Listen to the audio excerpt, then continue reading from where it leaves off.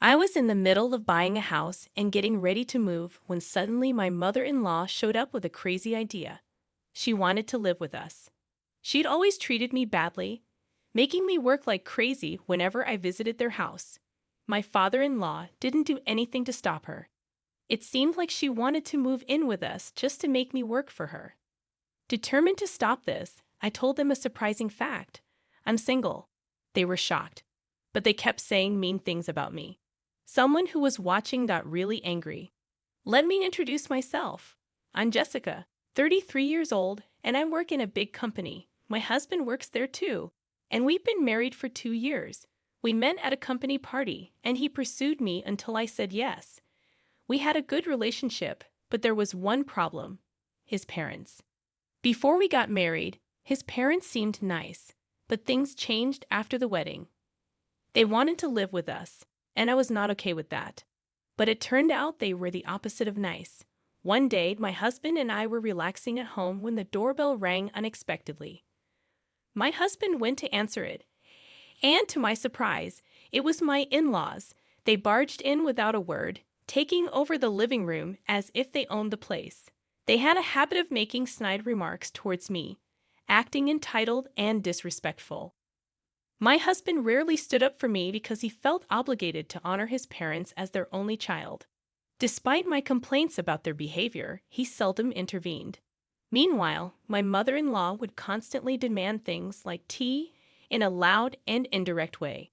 During their unexpected visit, I had to cater to them, preparing tea and lunch, ruining our day off. This wasn't the first time they had intruded on our plans.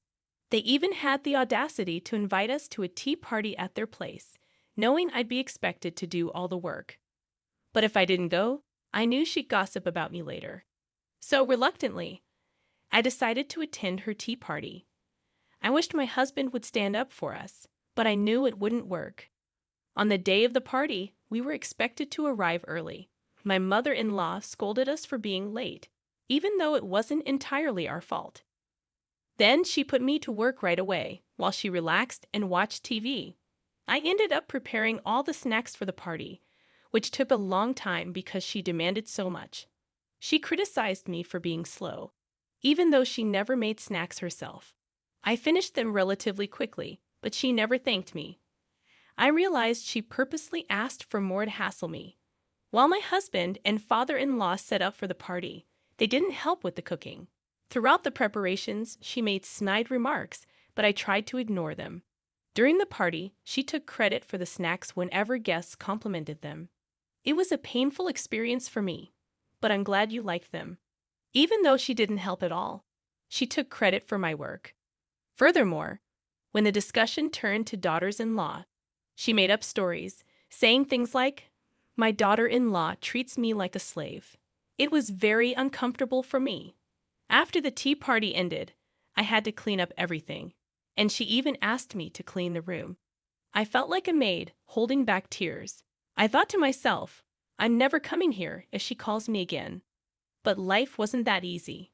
The tea party seemed to be a big hit and became a regular event, especially since many said they loved the snacks.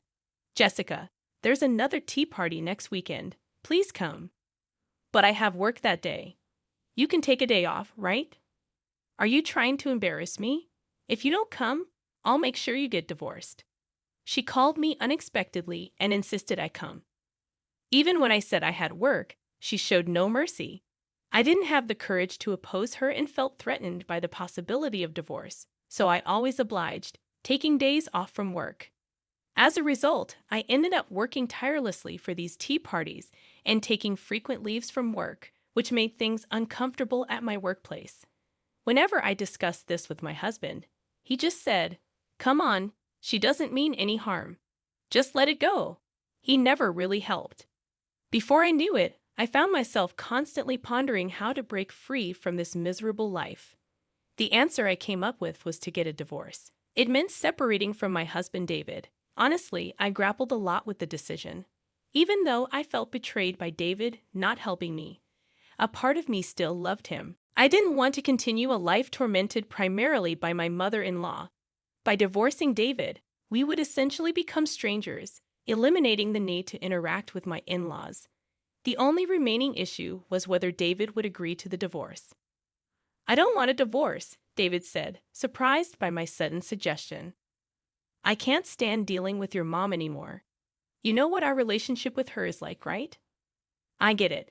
But that doesn't mean we have to divorce. I love you, Jessica, and I want to be with you forever." "I feel the same, but I can't bear it any longer. How about we get a divorce on paper, live separately, but still stay in touch and maintain our relationship? What do you think?" Hesitantly, David agreed. And so, due to the malicious actions of my mother-in-law, we ended up getting a divorce. Life post-divorce was truly peaceful. Having submitted our divorce papers gave me the push to change my cell phone model and number, which stopped the incessant calls from my mother-in-law. David continued to live in our previous apartment while I rented a new one, ensuring unexpected visits from my in-laws ceased. Life without interacting with my in-laws was great, but something was missing: the married life with David. Even after the divorce, our mutual affection meant neither of us was satisfied living apart. Then an idea struck me. It was a risky plan, but I decided to give it a shot. As a first step, I immersed myself in my work more than ever before. After explaining my situation to my colleagues post-divorce, I regained their trust by dedicating myself fully to work. Eventually, I achieved savings of $500,000. Since college, I had enjoyed saving money, dreaming of buying my own home someday. Having finally saved up $500,000, I felt confident about buying a decent home. I quickly reached out to David to discuss buying our dream house. "A house? It's gonna cost a lot." "How are you going to handle that?" David asked. "Don't worry about it. I've saved up. How about we visit some show houses on our next day off?" I suggested. And so, we planned a day to visit show homes. David, amazed by my savings, expressed his gratitude, making me feel my efforts had paid off. "By the way, let's not tell your parents about the house just yet. We'll inform them when the time is right," David suggested. "Got it. Knowing them, they might make things complicated," I agreed. Reaffirming our wish to get back together, we steadily made preparations for our dream home. After some time, we visited various model houses, discussing preferences like where to have an outlet, kitchen layout, and a view of the living room. Considering future children, we kept their needs in mind. Finally, the blueprint was completed and construction began. Discussing the budget with the contractor, we made sure it stayed within $500,000. David mused as we admired the location of our new house. "I'm excited. Speaking of which, have you made up your mind about our plan?" For us to live happily in our new home, it was crucial to ensure there'd be no interference from David's parents. David needed to either convince them to keep their distance or cut ties altogether. "I'm sorry, I just can't make up my mind yet," David admitted. "You know, I'm an only child. Of course, I understand all the terrible things Mom did, but I owe her for raising me, and I'm worried about what'll happen to her if I'm not around." I couldn't forgive my in-laws, but I did understand how David felt. "Well, it's up to you, David," I replied. "I bought the house under my name, and since we're divorced, you don't have to force yourself to come here." I let him know. Now it was up to David to decide. We parted ways that day.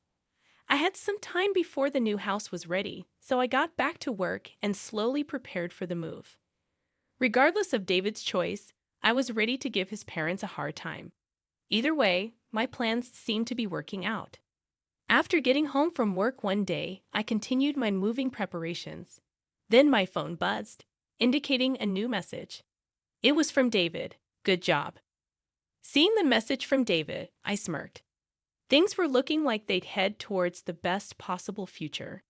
After a while, my dream house was completed. It turned out great, just the way I wanted it. Seeing the finished home made me realize the magnitude of this purchase. But just because the house was ready doesn't mean I was content. The real challenge was about to begin. Since I had been preparing to move even before the house was ready, the movers smoothly transported all my stuff to the new place. After the move, I went to the apartment where I used to live and where David now lived alone. I sat at the dining table in the living room and soon heard a flurry of noises from the entrance. The moment had come. David brought his parents. "It's been a while. Haven't you invited us over?" His mother complained as they headed towards the living room.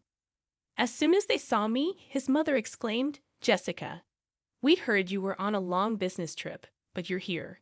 Why didn't you tell us sooner?" "Sorry about that. I just got back yesterday and was too busy to reach out," I lied. "Well, all right.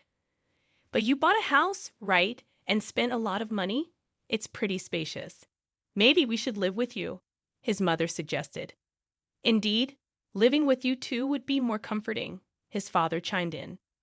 "You bought the house for us, right?" I had to bite my tongue to not laugh out loud at his father's remark. David silently observed the situation. "Please take a seat.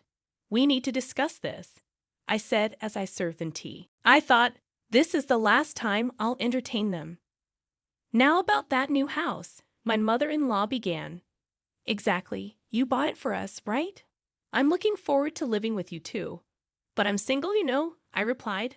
I hadn't told the in-laws that we divorced. To dodge my mother-in-law's unreasonable demands, I had lied about going on a long business trip. "Single? What do you mean? Aren't you married to David? What nonsense is this? Are you making fun of us?" They exclaimed upon hearing the truth. They were furious. "Exactly as I said. David and I are divorced, so I'm single. The house is under my name, so you can't live there. I decide who lives in my house." We never heard about any divorce, and the sudden business trip seemed fishy. "Thanks to you, I've been made a fool of. Watch your actions, young lady, and take responsibility," they scolded. "So you betrayed not just us, but David too?" "Divorcing was the right decision," they continued. When I firmly stated that I couldn't live there, my in-laws bombarded me with sarcastic remarks and complaints. Hearing this, my husband David finally lost his temper. "Enough. Stop badgering Jessica. Back off," he intervened, shocking his parents into silence. Apparently, they weren't expecting such an outburst from their own son. "The reason we were heading for a divorce in the first place was because of you two," David added firmly. "That's a cruel thing to say," David responded. "I was only thinking of Jessica. After constantly belittling her and forcing her to attend those ridiculous tea parties where she was treated like a servant, making her miserable. How is that thinking of Jessica? She's not your convenient maid. She's my cherished wife. And because of you two, our life together is a mess. Stay out of our relationship." On the day we were packing for the move, I received a message from David. "I'm really sorry for everything. I've decided to cut ties with my parents." I had thought that he didn't truly love me because he never helped out before. Hearing David's true feelings, I almost burst into tears. I was their only child, so I thought they'd be lost without me. I owed them for raising me, so I never said anything. But I've reached my limit. I'm cutting ties. Don't come near Jessica and me ever again. "Is that how you talk to your parents?" his mother protested. "People who hurt my beloved wife don't have the right to call themselves parents," David replied firmly. "Don't say that. I'll try to improve my relationship with Jessica," his mother pleaded. I didn't trust my mother-in-law's words at all. After hearing what David said, she still insisted on improving our relationship. "Do you want to hear this?" I asked, opening a voice memo on my phone and playing a recording. It was a collection of the snide remarks my mother-in-law had made to me, with a few from my father-in-law. Their faces went pale as they listened. "If you try to approach us again, I'll take this to a lawyer. That's how it is, so please leave. And by the way, we've already canceled the lease on this apartment, so showing up unannounced won't do any good," David declared, ushering his parents out, and they left dejectedly. That marked the end of our long struggle with my overbearing in-laws. Afterwards, David prepared for our move to our new home. Rumor has it that word got out in their community, and they became the talk of the town.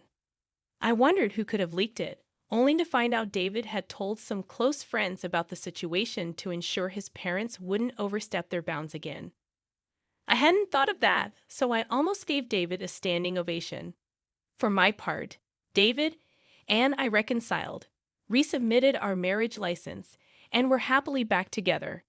The strategy one had in mind worked perfectly. Now we're comfortably settling into our dream home. It was quite an investment, and given the uncertain circumstances when we bought it, I was nervous. But living here happily with David, I feel it was worth every penny. And then, to our surprise, I was pregnant. Our future as a family of 3 in this house isn't far away. Though challenges lie ahead, we want to be good parents to our child, learning from the mistakes of David's parents.